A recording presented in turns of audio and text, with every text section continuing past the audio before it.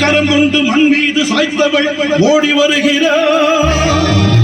அனலாக எழுகின்ற அக்கினியில் நின்றாடும் அங்காள பரமேஸ்வரி ஆடி வருகிறார்.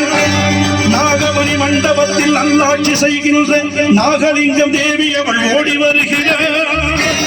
சிறமாலை சூடியவள் சிங்கரத மீதேறி வேப்பிள்ளை சூளமுடன் ஆடி வருகிறார்.